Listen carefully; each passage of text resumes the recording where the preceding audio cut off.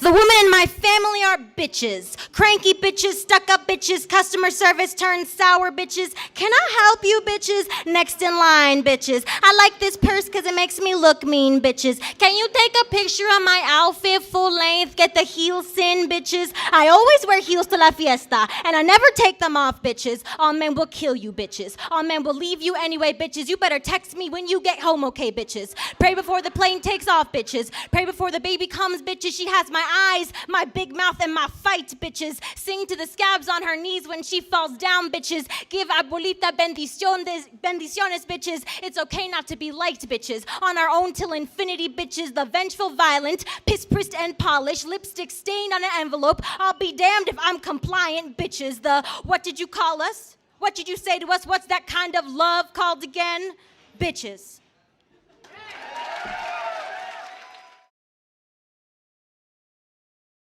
If I got paid for all of my emotional labor, I'd have like a lot of money. I would get 100 different wigs made out of exotic horsehair to match all of my moods. I'd replace all my teeth with tiny iPhones. I'd pay all of the tall people and people making out at shows to stand in the back because I'm bitter. I'd wear lipstick made out of gold dust. I'd get a full body tattoo of my body and put it on my own body. I'd go to therapy.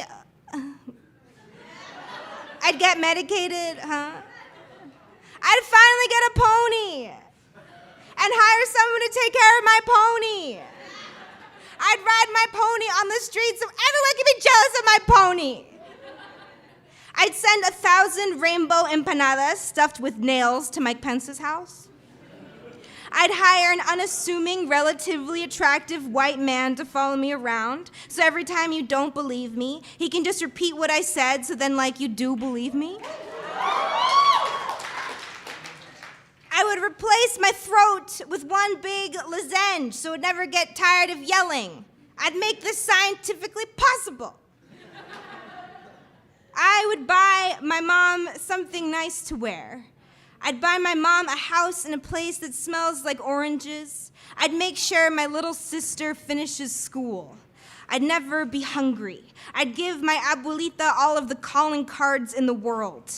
If I had a nickel for every time I stayed up too late for someone who would never wake up for me, $1 for every minute I tried to make a sad man feel less sad, a penny for every time I had to bend and stretch to prove to someone that I'm here, that I exist, my heart would rattle and shake with all of the coins spilling back into it.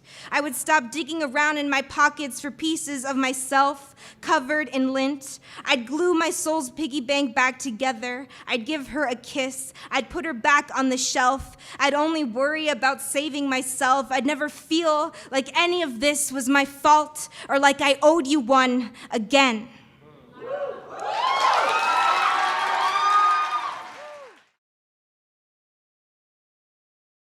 Skinny white girl with a sugar skull tattoo says, "No offense, Melissa, but I know when you've been around because your hair gets all over everything. And no offense, but it kind of grosses me out. If you come into my apartment, can you please be aware of that? Imagine being as gross as you fear. Imagine the things that shed from you turning into something that survives the apocalypse. The scientists trapping it in a plastic container, putting a bunch of nuclear science waves on it. It surviving but coming out with 2 more heads. I don't know, is that how science works? Imagine your hairs as daddy long legs crawling up the shower curtain. Daddy's long legs, daddy's dark legs, daddy's hairy dark legs. Imagine you are what makes the white girls in a Brooklyn apartment scream, except deep down, you want to be a white girl in a Brooklyn apartment screaming, following her dreams. There is not a white part inside of you, or maybe there is. If so, what do you do with it? Do you spray it with Windex? Do you trap it under a paper cup? Do you find the right shoe? Do you find the right man, and then what does he do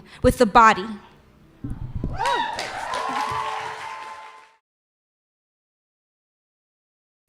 Like totally whatever, after Taylor Molly. In case you haven't realized, it has somehow become necessary for old white men to tell me how to speak. They interrupt a conversation that isn't even theirs and are like, speak like you mean it. And like the internet is ruining the English language, and they like put my parentheticals, my likes and ums and your nose on a wait list. Tell them no one will take them seriously in a frilly pink dress or that makeup. Tell them they have a confidence problem, that they should learn to speak up like the hyper-masculine words who are always the first to raise their hands.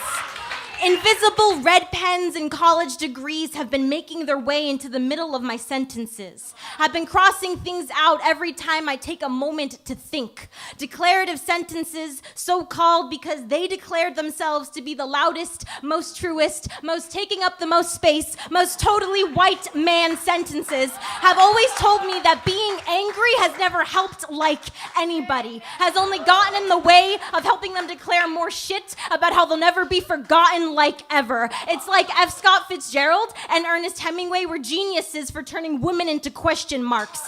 It's like rapes happen all the time on campuses, but as soon as John Krakauer writes about it, suddenly it's like innovative nonfiction and not like something girls are like making up for like attention. And it's like maybe I'm always speaking in questions because I'm so used to being cut off. It's like maybe this is defense mechanism. Maybe everything girls do is evolution of defense mechanism. Like this is protection. Like our likes are our knee pads. Our ums are the knives we tuck into our boots at night. Our you knows are the best friends we call when we're walking down a dark alley. Like this is how we breathe easier. But I guess feelings never helped anybody. I guess like tears never made change. I guess like everything girls do is a waste of time. So welcome to the bandwagon of my own uncertainty. Watch as I stick flowers in your punctuation mark guns, because you can't just challenge authority. You gotta take it to the mall too. Teach it to do the bend and snap, paint its nails, braid its hair, tell it looks like really good today, and in that moment, before you murder it with all of the poison in your like softness, you let it know that like this moment is like, me using my voice.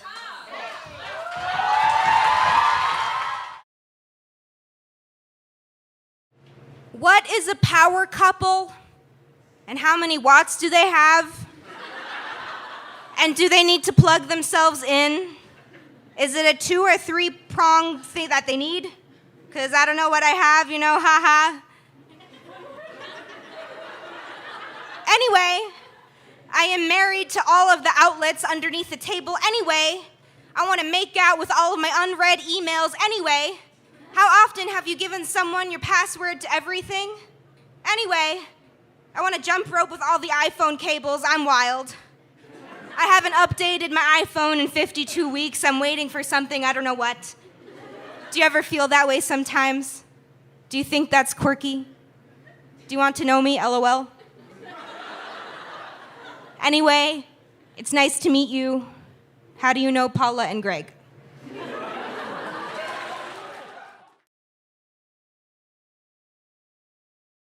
I have a good one, I say to a group of girls who are my friends for the hour. Okay, ready? Would you rather be completely covered in fur, like head to toe monster type of shit, or stay with me, be perfectly smooth, and all of the right places, thighs, crotch, armpits, upper lip, neck. But here's the caveat, all right? All of the hair that would have grown in those places take the form of a tail, like a real live tail that swings back and forth. You have to make a hole for it in all of your clothes. It'll thump when you're horny, wag when you're lying, knock things over at the coffee shop in front of your crush. It'll get vengeful when ignored. So in the middle of a presentation or whatever, it'll swirl forward and try to make you remember that it exists by placing itself over your mouth to look like a funny little impossible mustache.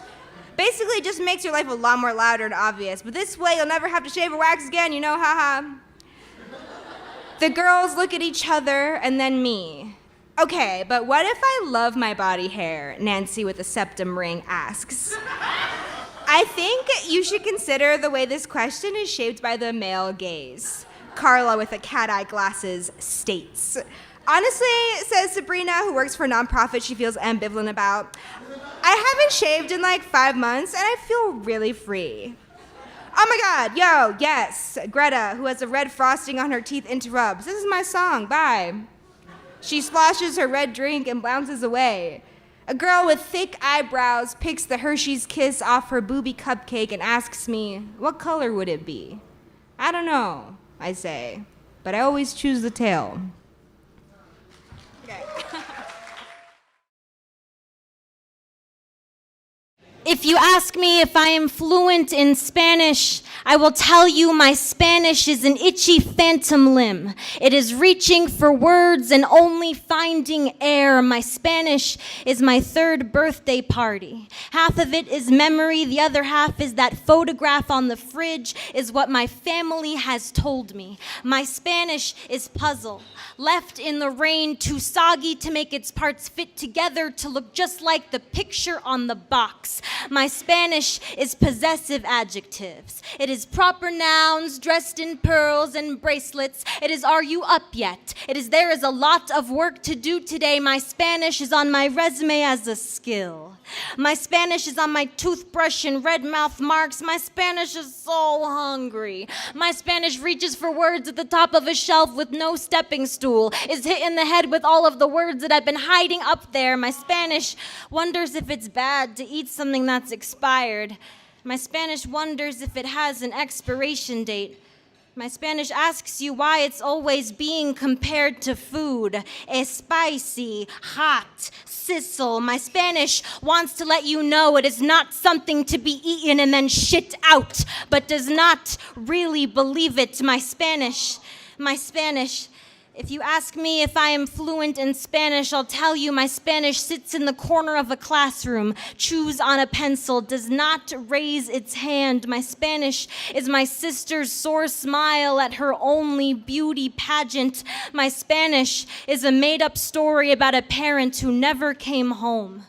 My Spanish is a made-up story about a parent who never came home but traveled to beautiful countries, sent me postcards from all of them. My Spanish is me, tracing every letter they were able to fit in. My Spanish is true story of my parents' divorce, chaotic, broken.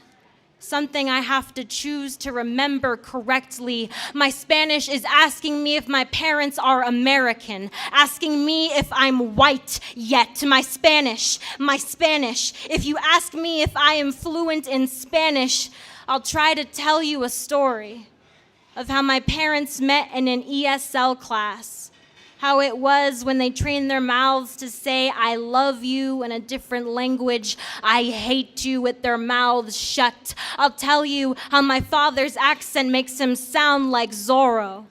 How my mother tried to tie her tongue to a post with an English language leash. How the tongue always ran stubbornly back to the language it had always been in love with. Even when she tried to tame it, it always turned loose. My Spanish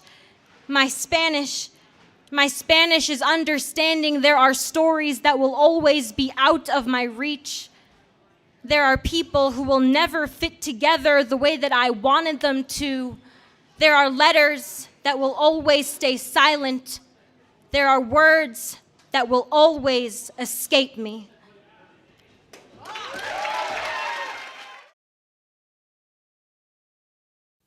You were at a job interview being shown around the office, and your black thong underwear is on the floor. It is from last Monday. It is from the last time you wore these pants. Your black thong underwear just fell out of your pants. 3 voices go off in your head at this time. The first is your mother's voice from that time you peed yourself at your cousin's 2nd grade birthday party in 2001. Melissa, you cannot hold it in. You have to open your mouth and say something. You could get an infection and die. The second is the imaginary bear wearing a tutu that you dream about sometimes when you're anxious. The bear says, leave it. When the office manager finds it, say nothing. Pretend like it fell out of a fax machine. Maybe it did. Maybe it's someone's scarf. Ha ha. This bear laughs a lot. The third is your own voice making this sound.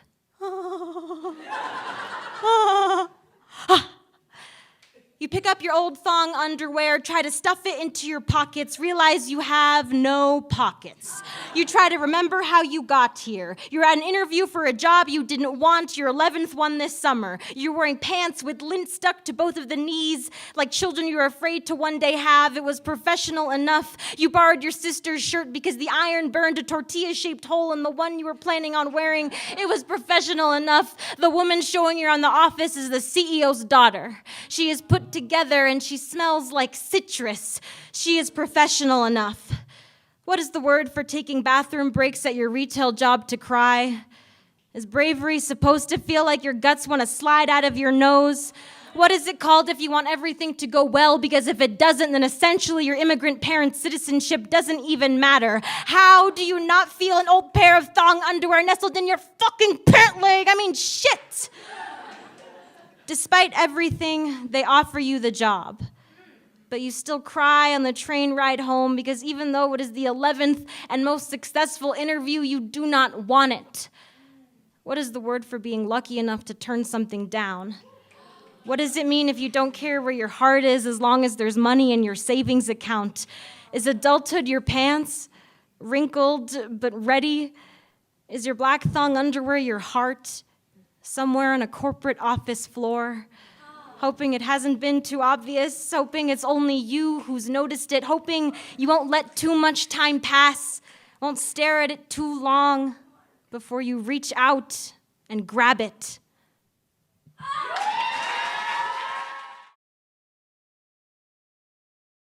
Yosra strings off my mustache 2 days after the election in a fancy bakery bathroom in Harvard Square.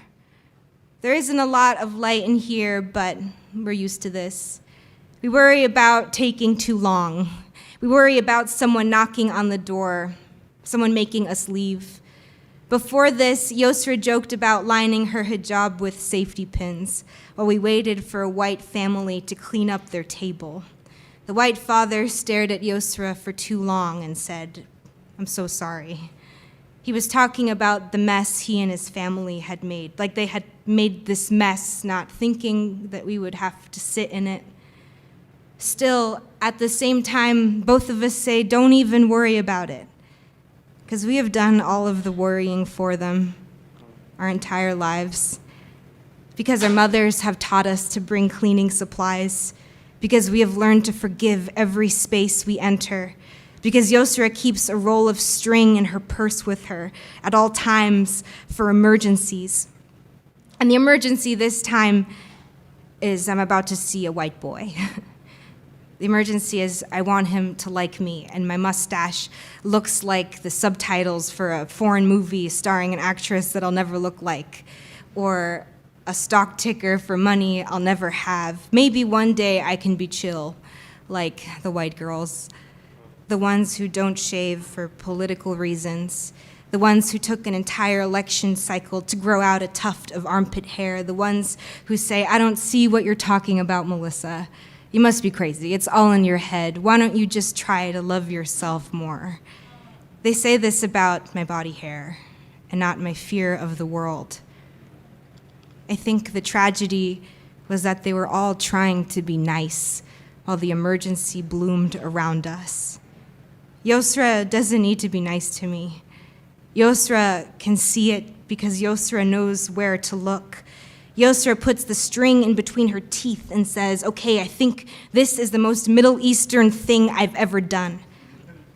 And I think about what the most Guatemalan Colombian thing I've ever done is. And maybe it's grow. I think about what the most American thing we've ever done is, and it's hide in this bathroom. I think about what the most womanly thing we've ever done is, and it's live anyway. This isn't oppression. This is, I got you. I believe you. I always have. Yosra tells me she's leaving, going back to Iran. Why stay here, she says. Why struggle for a country that doesn't even want me? And I think of the Spanish word ojalá, derived from Arabic, meaning God willing.